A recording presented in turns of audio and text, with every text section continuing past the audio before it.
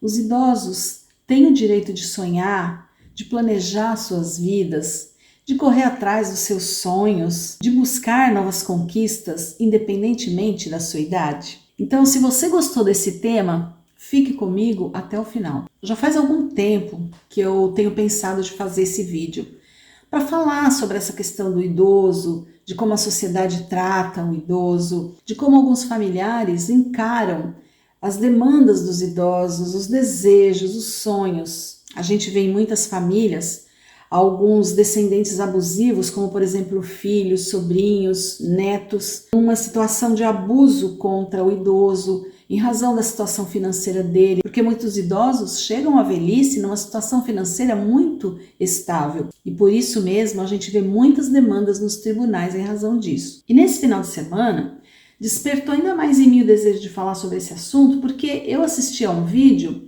de um canal que eu não conhecia, foi um vídeo sugerido e eu achei interessante o título, né?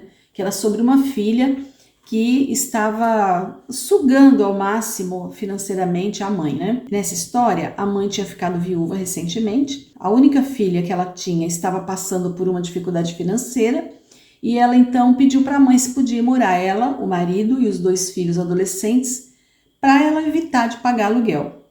A mãe, muito contrariadamente, acabou concordando por amor à filha, aos netos, e os recebeu em sua casa. Porém, na medida em que eles iam se acomodando, se instalando nesse imóvel, que era dessa senhora, ao mesmo tempo ela perdia esse espaço totalmente. Espaço físico e o espaço até, vamos dizer, de comodidade, o espaço emocional dela ali na casa. Ela não tinha sequer conseguido viver o luto do marido.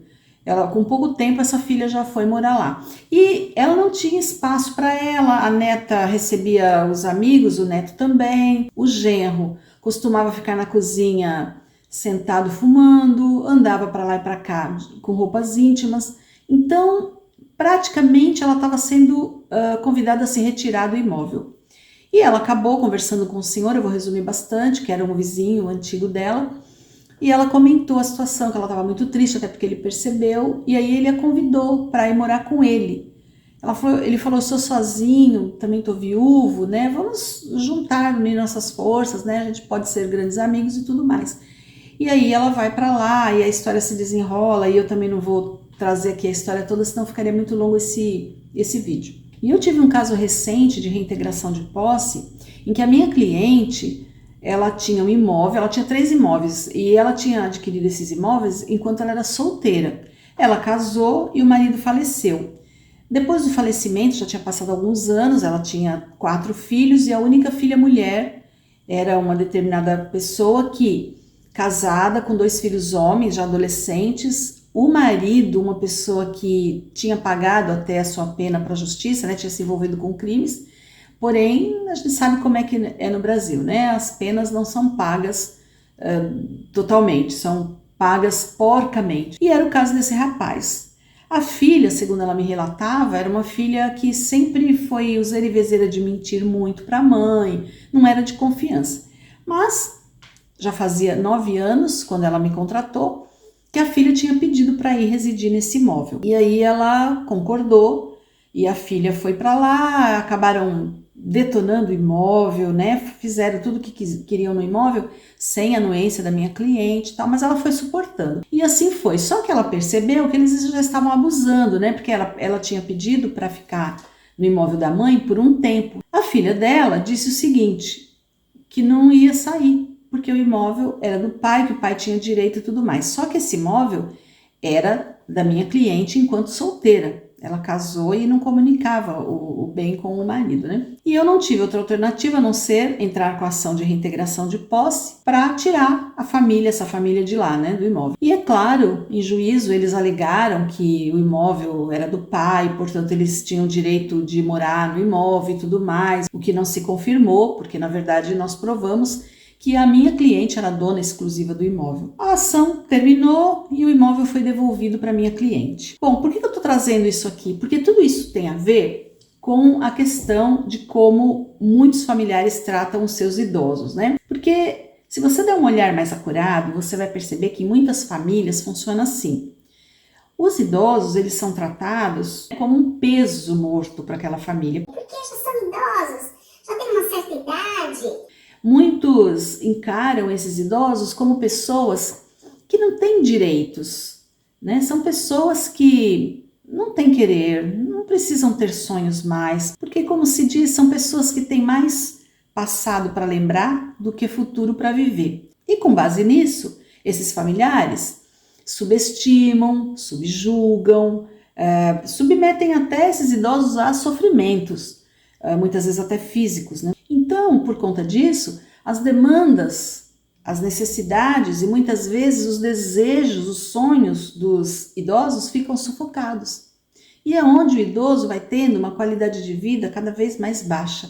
É claro que a gente também tem que trazer à baila que muitos idosos também não colaboram, né? Porque a gente tem que pensar que quando a gente já está numa certa idade e a gente tem filhos, esses filhos têm a vida deles, eles precisam trabalhar e cuidar da nova família deles, né, do novo núcleo familiar que se formou a partir deles. E então, nessa situação, é claro que os idosos, eles têm que colaborar e tentar se acomodar naquilo que os filhos podem oferecer para eles. E um exemplo disso é aquele idoso ou casal de idosos que moram numa casa imensa, com jardim, com quintal. E muitas vezes eles estão um pouco mais distante dos filhos, ou os filhos estão mais distante deles, enfim, por causa do trabalho, da vida deles. Esses idosos se negam a morar próximo dos filhos, ir para uma casa menor, se adaptar, fica mais fácil para os filhos cuidarem desses idosos, ou desse idoso, numa casa menor, ou às vezes os filhos precisam que esses idosos venham morar com eles. E os idosos, eu vejo casos, eu tenho inclusive relatos de pessoas que contam isso. Olha, meu pai ou minha mãe não colabora, eles não vêm a morar aqui, eles fazem questão de continuar morando naquela casa imensa que não dá para sustentar. Ou às vezes não é nem por questão financeira, é por questão de encontrar algum cuidador ou alguma empregada que tope, né, que concorde em trabalhar para aquele casal ou para aquele idoso, idosa. Então fica difícil a questão da logística. Quando a gente vai ficando idoso, a gente tem que também tentar ver o lado dos filhos ou dos netos, de quem está cuidando, mas, por outro lado, há aqueles idosos que até têm condição de se bancar e muitas vezes os descendentes se aproveitam disso, muitas vezes de uma forma sutil. E é claro que por amor o idoso acaba cedendo e vai cedendo e cada vez cede mais, até ele se anular, se diminuir de uma tal forma que, como até eu tenho uma amiga que costuma dizer, né, que o idoso ele é uma pessoa que ele costuma ser invisível aos olhos da sociedade. Principalmente nessa sociedade que vive esse culto à juventude. Uma sociedade para quem a velhice é algo que tem que se evitar ao máximo. Então as pessoas querem, claro, estar cada vez mais bonitas, isso é normal, é legal, é saudável, mas é diferente da pessoa buscar essa juventude eternamente, que nem existe, né? Mas ela busca de todas as formas porque ela não quer envelhecer, ela rejeita o envelhecimento. Então é claro que uma sociedade que rejeita a velhice, que trata o idoso de uma forma desprezível, como se o idoso não tivesse sonhos, não tivesse vontades, como se ele não pudesse planejar a sua vida, como se ele não merecesse desfrutar de tudo aquilo que ele tem, porque ele lutou para ter. Não, o que a gente vê é muitos familiares espoliando esse idoso e tratando ele como se ele não tivesse querer, como se ele não tivesse vontades, como se ele não tivesse desejos. É como se ele não pudesse ir atrás de coisas que ele ainda entende que pode e deve conquistar. E a gente tem que lembrar que muitas pessoas vivem a vida como se esse caminho que ela está trilhando hoje não tivesse sido pavimentado por aquele idoso que convive com ela agora. Hoje nós somos produto do que nossos antepassados e que nós mesmos no passado construímos, mas não é isso que a gente vê. A gente não vê essa valorização do idoso, e principalmente no Brasil, né, que é um país considerado jovem, mas a gente tem que lembrar que o Brasil está envelhecendo a passos largos. Então essa é uma reflexão que eu trago, principalmente para aqueles que são idosos também, que como eu já posso, né, já sou considerada por lei como idosa. Os idosos não têm que viver como se estivessem pedindo licença para passar, como se estivessem pedindo desculpa por ainda estarem por aqui. Não, o idoso está aqui, ele conquistou esse espaço na sociedade, na família, e tem que ser firme, sabe? Tem que ser firme, principalmente aquele idoso que tem condições de bancar os seus sonhos, de bancar seus desejos. Teve um caso recente de um idoso que ele nem comprou uma moto nova, ele trocou uma moto mais antiga por uma moto nova para fazer trilha. E aí muitos internautas começaram a comentar que, imagina, ele não estava na idade, me parece que ele tem 80 anos. Mas a própria família confirmou isso, que não, que ele já sempre usou essa moto, né? Ele apenas trocou e ele amava fazer isso, ele fazia trilhas em lugar que não prejudicava ninguém, ele dirigia bem e tudo mais, né? Mas as pessoas vêm com sarcasmo, com ironia, com deboche, né? Quando vê o idoso conquistando algo que seria somente para os jovens, né?